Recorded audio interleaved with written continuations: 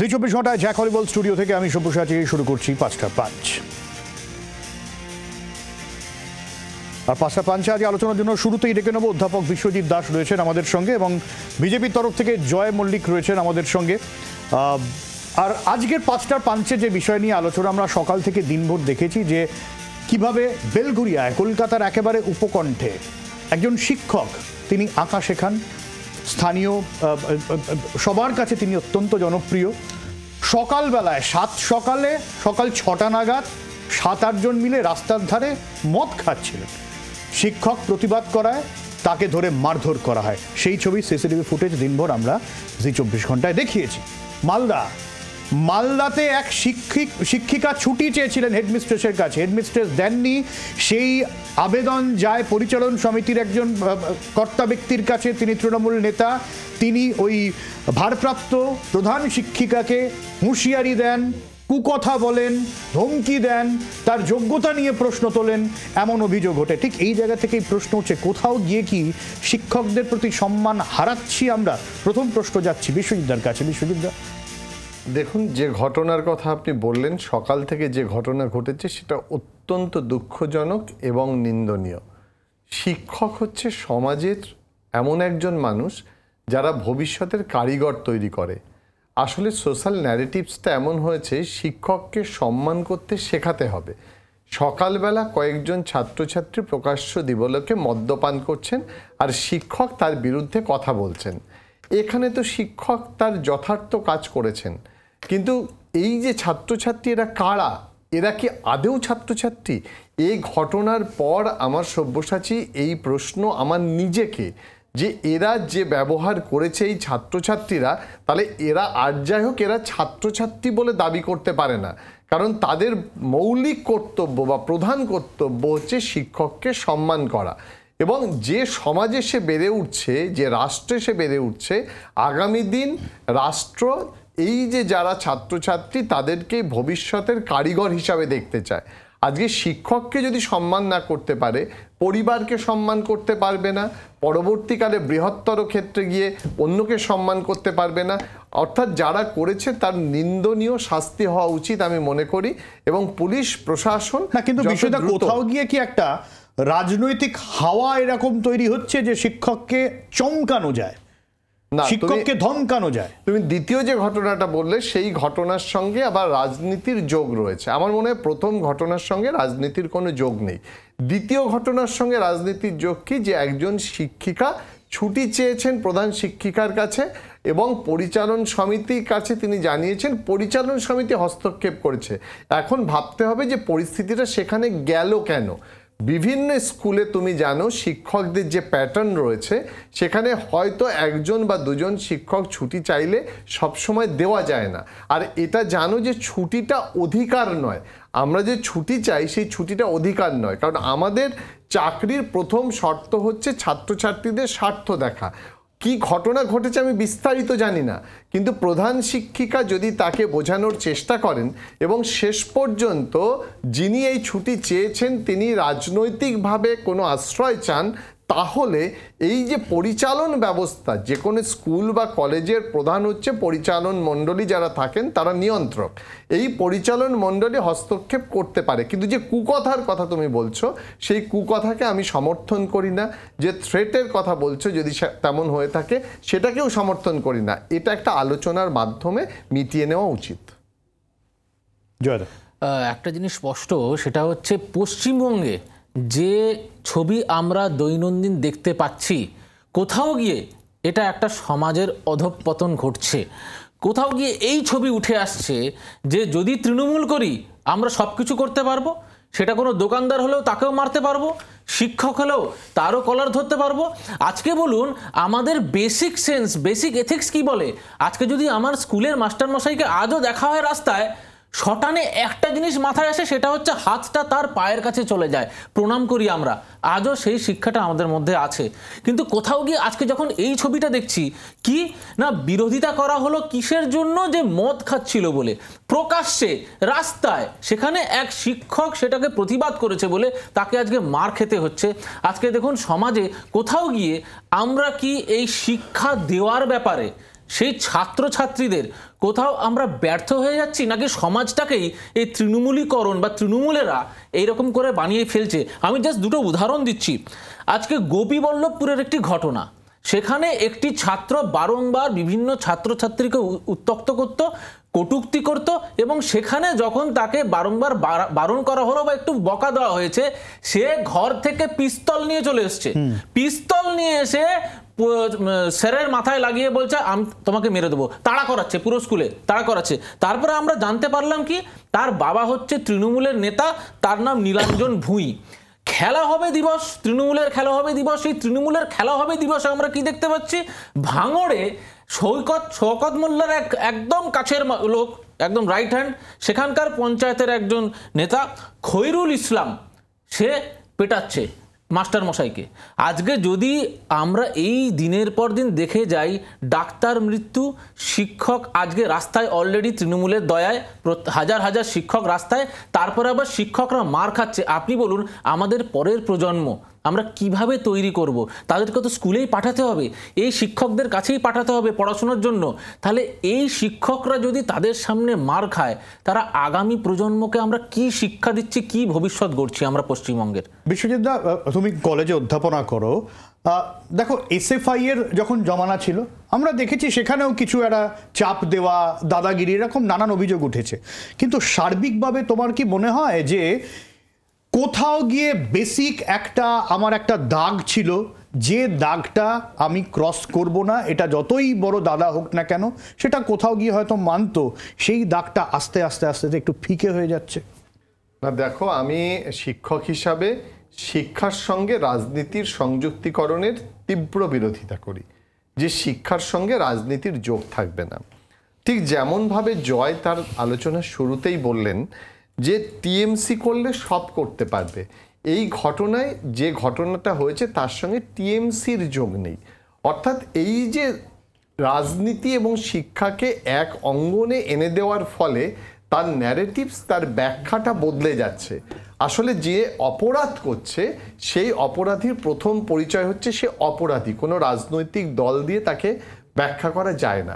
দ্বিতীয় কথাটা যে দুজন এক্সাম্পলের দিলেন জয়, সেক্ষেত্রে বললেন যে শিক্ষকদের অসম্মান করার কথা, কিন্তু ভেবে দেখ কেন তুমি অপরাধীকে রাজনৈতিক দল আলাদা করছো কেন? না, আমি কেন করছি তার কারণ অপরাধী যখন অন্যায় করে তখন সেটা অপরাধ, কোনো রাজনৈতিক দল, এই যে ঘটনা দুটো তুমি বললে, সেই ঘটনাগুলোতে কোথাও দেখেছো তৃণমূল কংগ্রেস বা শাসক দল সেটাকে সমর্থন করার চেষ্টা করেছে, বলেছে এটা ঠিক করেছি, বরং তীব্র বিরোধিতা করেছে, নিন্দা করেছে। ঠিক তেমন ভাবে যে ক্ষেত্রে আমি বলছি যে দুজনের কথা বললো, ঠিক এর পাশাপাশি ভারতবর্ষে এবং পশ্চিমবঙ্গে বিশেষত কত শিক্ষক আছে, কত শিক্ষককে সম্মান করা হয়, এই ব্যতিক্রমী ঘটনাগুলো যেমন বলছে, এর পাশাপাশি আমরা প্রতিদিন দেখি সম্মান করার যে ছবিটা সেটাও কিন্তু রয়েছে। সুতরাং আমার এখানেই একটা জায়গা যে রাজনীতিকে দূরে সরিয়ে যখন একটা ক্লাসরুমে একজন ছাত্র আসবে বা একজন ছাত্র যখন আমার কাছে আসবে, তখন তার পরিচয় সে শুধু ছাত্র, তার কোনো রাজনৈতিক আইডেন্টিটি নেই। আমি যদি অধ্যাপক হই, যদি জয় যদি অধ্যাপক হয়, তাহলে আমরা যখন ক্লাসে ঢুকবো আমাদের রাজনৈতিক বিশ্বাসের কোনো পরিচয় নেই, আমাদের একটাই পরিচয় শিক্ষক। সুতরাং শিক্ষার সঙ্গে রাজনীতিকে বিচ্ছিন্ন না করলে, তাহলে ব্যতিক্রমী ঘটনা এই দুটো ইনসিডেন্ট না অবশ্যই, কারণ এর পাশাপাশি অনেক ঘটনা আছে। তুমি 5 তারিখ আসুক, 5 সেপ্টেম্বর আসুক, এমনি প্রত্যেক দিনের ঘটনায় দেখবে শিক্ষকদের সম্মান করছে এমন অসংখ্য ঘটনা আছে। তুমি জানো কালকে জয়েন্টের রেজাল্ট বেরিয়েছে, যে 10 জন কথা বলেছে তারাও কিন্তু শিক্ষকদের ভূমিকার কথা বলছে। এটা ব্যতিক্রমী নয়, এটাই রুটিন, সেই কারণে এটা সংবাদ হয়নি। কোথাও গিয়ে মনে হয় না বিশ্বজিৎদা যে আজকে শুধুমাত্র 5 সেপ্টেম্বর শিক্ষক দিবসেই আমরা শিক্ষকদের সম্মান দেবো? এটা কিরকম লজিক? আজকে বলুন তো, আপনি যখন ছাত্র ছিলেন, আমিও যখন ছাত্র ছিলাম, আমাদের ছাত্রাবাসে আমি জানি আমাদের সেই সময় পশ্চিমবঙ্গে এই তৃণমূল সরকার ছিল না। বলুন তো, এইরকম দৈনন্দিন পশ্চিমবঙ্গের ছবি এরকম কি ছিল? হ্যাঁ কি না, আপনি স্বীকার করবেন না? আর একটা বিষয় আমি ধরিয়ে দিই, আমি এটা পরে এই একই প্রশ্ন বিশ্বজিতের কাছেও থাকবে। এই যে আমার স্কুলের স্যার বা ম্যাডামকে আমি দেখছি চাকরি চলে যাচ্ছে, তারা রাস্তায় নেমে মার খাচ্ছেন, তারা গ্রেফতার হচ্ছেন, কেউ মারা যাচ্ছেন এবং তার মারা যাওয়ার পেছনে চাকরি চলে যাওয়াকে দায়ী করা হচ্ছে। কোথাও গিয়ে কি সার্বিকভাবে আমার শিক্ষকদের প্রতি যে বিশ্বস্ততা, যে ভালোবাসা, যে শ্রদ্ধা, সেটাও একটা বড় সড়ো ধাক্কা নয় কি? না না না, আমরা একটু অন্যদিকে চলে যাচ্ছি। দেখো, শিক্ষকদের প্রতি কিন্তু এটা নয়, এটা হচ্ছে আমি দেখছি আমার প্রিয় শিক্ষক, সেই প্রিয় শিক্ষক যার কাছে আমি স্কুলে গিয়ে পড়াশোনা শিখতাম, উনি আমাকে খুব ভালো করে পড়াতেন, উনি দিনের পর দিন মাসের পর মাস স্কুলে আসছেন না। যখন সেই ছাত্র জানতে পারছে যে আজকে এই 3-4 জন স্কুলের শিক্ষক তারা আসছে না কেন, তারা আজকে রাজপথে বসে আছে হাতে প্ল্যাকার্ড নিয়ে, কি কারণে তাদের চাকরি চলে গেছে বা তাদের চাকরি চলে যাবে এরকম একটা পরিস্থিতি, কোনো নেই, কোনো গ্যারান্টি নেই যে কালকে তার ভবিষ্যৎ কি, তখন স্বাভাবিকভাবে সেই ব্যক্তির প্রশ্ন উঠবে, কেন আমার শিক্ষক আজকে রাস্তায় বসে আছে? তার মানে দায়ীকে এই রাজ্য সরকার, সেই রাজ্য সরকারকেই দায়ী করছে প্রত্যেক ছাত্র। কিন্তু আমার প্রশ্ন হচ্ছে, আজকে যেটা দাদা বলছেন, আপনি বলুন তো, এই সামাজিক পরিস্থিতি, এই প্রেক্ষাপট, এরকম অধঃপতন আমরা কি আজ থেকে 10 থেকে 15 বছর আগেও দেখেছি? আমার তো মনে পড়ে না দাদা, আমি যখন ছাত্রাবয়সে ছিলাম, আমি যখন ছাত্র ছিলাম, এরকম ছবি যে শিক্ষককে পেটানো হচ্ছে, যে আমি ছুটি পাচ্ছি না বলে হোক, বা আমার পড়া করিনি বলে হোক, বা আমার বাবা নেতা বলে হোক, পকেট থেকে বন্দুক নিয়ে তাকে তাড়া করব, এই ছবি অ্যাটলিস্ট আজ থেকে 10 থেকে 12 বছর আগে দেখিনি। তাহলে কোনোভাবে মনে হয় না সমাজে সার্বিকভাবে এরকম একটা এনভায়রনমেন্ট তৈরি করে দেওয়া হয়েছে যে তৃণমূল করছো তাহলে সবকিছু অ্যালাউড? আমি শুধু জয়ের শেষ সেন্টেন্সটাকে নিতে পারছি না। তৃণমূলের জন্য এই যে অবক্ষয়ের কথা বলছে, এটা একটা ভুল ন্যারেটিভস হচ্ছে, রাজনৈতিক ন্যারেটিভস।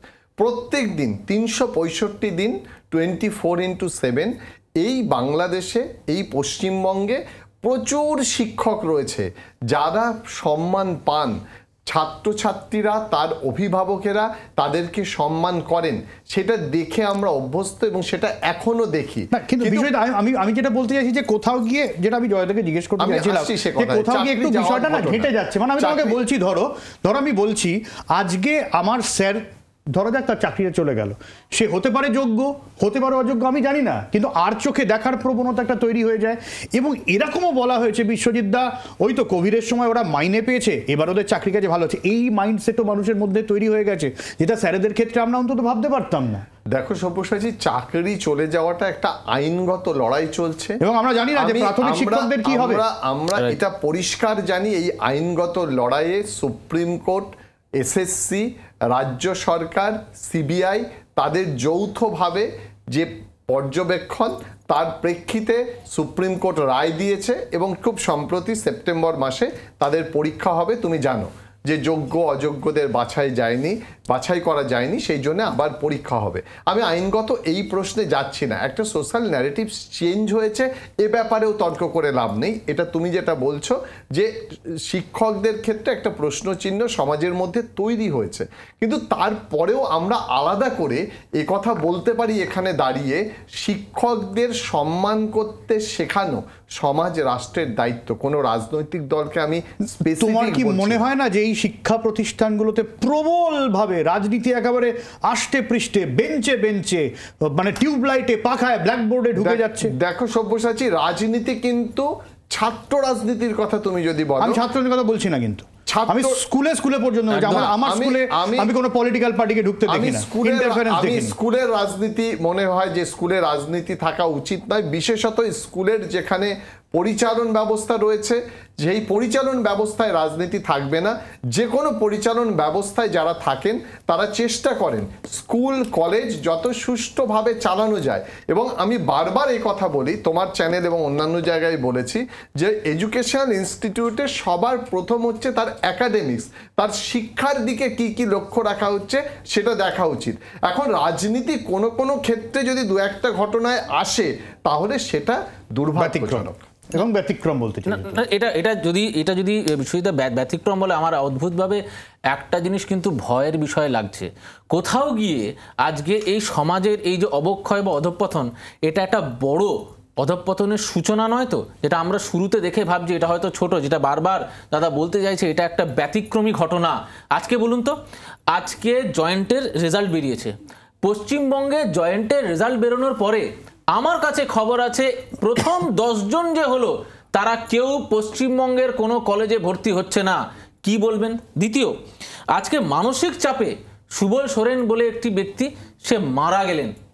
নেক্সট, আপনি রায়গঞ্জে বলছি একটা প্রাথমিক স্কুল, সেখানে সকাল বিকেল যখনই যাবেন, আজকেও চলে যান, সেই স্কুলে গেলে আপনি রীতিমতো মদের বোতল এবং চিপসের প্যাকেট পাবেন।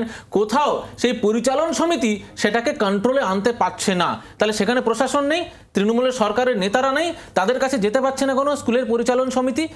এইটাই আমি বলতে চাইছি, কোথাও গিয়ে এটা আউট অফ কন্ট্রোল হচ্ছে। এবং কাল দিন যেটা আপনি বলছেন যে এটা একটা ছোট্ট ঘটনা, এটা একটা বিক্ষিপ্ত ঘটনা, এটা কোনো এক্সেপশনাল ঘটনা নয়, এইটা একটা বড় অবক্ষয়ের শুরু।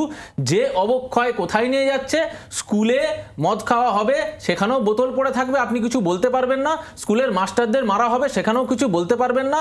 স্কুলে না আসলেও আপনি প্রশ্ন করতে পারবেন না, কেন ভাই তুমি স্কুলে এসছো? কারণ তার বাবা তৃণমূলের নেতা, সে বন্দুক নিয়ে এসে আপনার পিছনে ঘুরবে। দাদা, আপনিও নিজে একজন অধ্যাপক, কোথাও না কোথাও আপনিও শিক্ষকের জায়গায় দাঁড়িয়ে আপনি ছাত্রদের সামনে দাঁড়ান।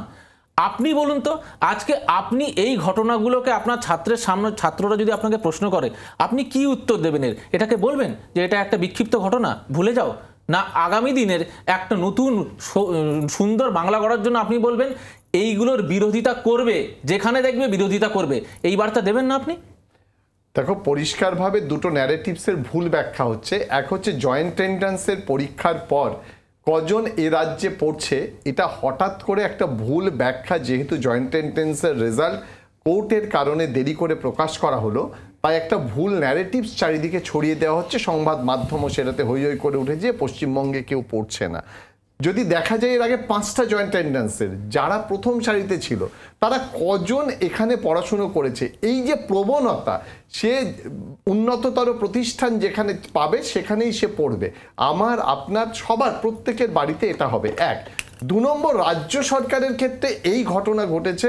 পরিচালন সমিতিতে রাজ্য সরকার পরিষ্কার বলে দিয়েছে, শিক্ষা সচেতন, শিক্ষাবিদ, শিক্ষা বোঝেন, তাদেরকে নিয়ে আসতে হবে। এবং আমি আরেকটা নিয়ম বলে দিই, এখন নিয়ম করা হয়েছে স্কুল বা কলেজগুলোতে তাদের যে মার্কশিট, সেই মার্কশিট এবং সার্টিফিকেট যারা পরিচালন সমিতিতে আসছেন তাদের অনলাইনে আপলোড করতে হয়, যেটা আগে কখনো পশ্চিমবঙ্গের শিক্ষা ব্যবস্থায় হয়নি। সুতরাং পশ্চিমবঙ্গের শিক্ষা ব্যবস্থাও একটা সংগঠিত রূপ পাওয়ার চেষ্টা চলছে। বিশেষত পরিচালন সমিতিতে যারা আসবেন তারা শিক্ষিত মানুষ, শিক্ষা ব্যবস্থাটা বোঝেন, তার চেষ্টা করা হচ্ছে। মানে তারা এই যে আঙুল উঁচিয়ে হেডমিস্ট্রেসকে চমকাবেন, ধমকাবেন, বলছে এটা মানে একেবারেই ব্যতিক্রম, মানে এটা উদাহরণ নয়। না না, উদাহরণ তো অবশ্যই নয়। তাহলে তুমি বলো না, পশ্চিমবঙ্গের কতগুলো স্কুল আছে, কতজন শিক্ষক আছে, কার সঙ্গে এই ঘটনা ঘটলো? সুতরাং এটা দিয়ে সামগ্রিক পরিস্থিতিটাকে ব্যাখ্যা করলে এটা একদম সহজ সরলীকরণ হয়ে যাবে। তাতে পশ্চিমবঙ্গের শিক্ষা ব্যবস্থা ভেঙে পড়েছে, আর কিছু হচ্ছে না, এইগুলো একটা মানুষদের কাছে ন্যারেটিভস হয়ে যাবে। এটা নয়। কিন্তু আমি জয়ের সঙ্গে এটা একমত যে সামগ্রিকভাবে একটা মূল্যবোধের অবক্ষয়, সেই অবক্ষয়টা কিভাবে সার্বিকভাবে রাজনীতি না করে কিভাবে ঠেকানো যায় তার প্রতিবাদ করা উচিত। আমরা এখানে দাঁড়িয়ে তার প্রতিবাদ করে এটা বন্ধ করা উচিত, সেটাও আমি বলি। দাদা, আপনি একদম ঠিক কথা বলেছেন। আপনার কথা রেস্টে নেই বলি, আপনি বলছেন আটকাবেন, আপনি বলছেন প্রতিবাদ করবেন। দাদা, প্রতিবাদ করলে তো মার খেতে হচ্ছে। আজকে যখন এরকম ঘটনা ঘটছে, আপনি বলছেন যে তীব্র বিরোধিতা করছে। আপনি বলুন তো, এই ঘটনাগুলো ঘটার পরে যে তৃণমূল নেতারা এর সঙ্গে যুক্ত ছিল, যে তৃণমূলের পরিবারের কোনো ছাত্র এর সঙ্গে যুক্ত ছিল, সেই তৃণমূল নেতাকে ডেকে তাকে সাসপেন্ড করা হয়েছে, তার বিরুদ্ধে কোনো অ্যাকশন নেওয়া হয়েছে? হয়নি। অন্যদিকে যে ঘটনা থেকে আমরা একটু বোধহয় ডেভিয়েট হয়ে যাচ্ছি, সেটা হচ্ছে আজকে আপনি খুব স্পষ্টভাবে একটা জিনিস বুঝিয়ে দিলেন যে আমি যখন আপনাকে বললাম যে প্রথম 10 জন যে হয়েছে জয়েন্টে তারা বাইরে চলে গেছে, আপনি বললেন তারা উন্নততর একটি শিক্ষা প্রতিষ্ঠান পাওয়ার জন্য গেছে। তার মানে আপনি এটা মেনে নিলেন যে পশ্চিমবঙ্গে সেরকম উন্নততর কোনো শিক্ষা প্রতিষ্ঠান নেই যেখানে প্রথম 10 জন ভর্তি হতে পারে। মানুষ ভুল বুঝবে তো, কারণ শিক্ষা প্রতিষ্ঠান পশ্চিমবঙ্গে যেমন আছে, তুমি একটা ডাক্তারির চান্স পেলে, বাইরে একটা অন্য জায়গায় ডাক্তারির চান্স পেলে, অন্যান্য শিক্ষা প্রতিষ্ঠান কি সব জায়গায় এক হয়?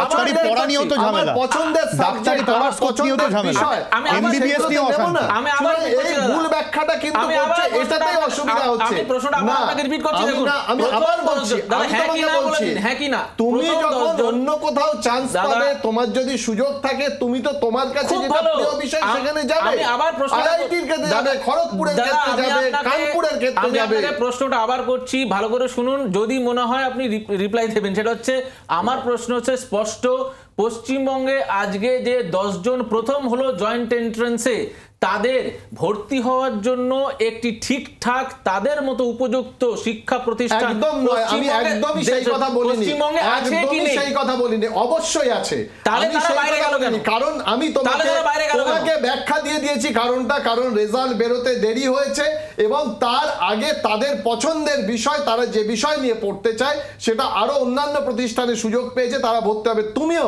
আজকে যদি রেজাল্ট বেরোনোর আগে অন্য কোথাও সুযোগ পাও, তুমি সেখানে ভর্তি হবে। সুতরাং সেখানে এটা তোমাকে মানতে হবে, এটা আপনি একটা জানেন তো কেন, সিস্টেম, আপনি সেই কোর্টের কথা বললেন, সিস্টেমের মধ্যে আপনি কোর্টের কথা বলেন, আপনি জানেন তো এটা কেন কোর্টে গিয়েছিল?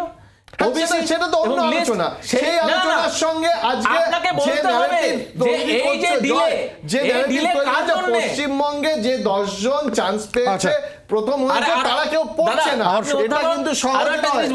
সেই কারণে আমি বিষয়টা জানি, বিষয়টা আমি এই কারণে বলছি। আমার সময় একদম শেষ। অনেক ধন্যবাদ বিশ্বজিৎ, অনেক ধন্যবাদ জয়দা। ফিরে আসছি বিরতির পর, সঙ্গে থাকুন।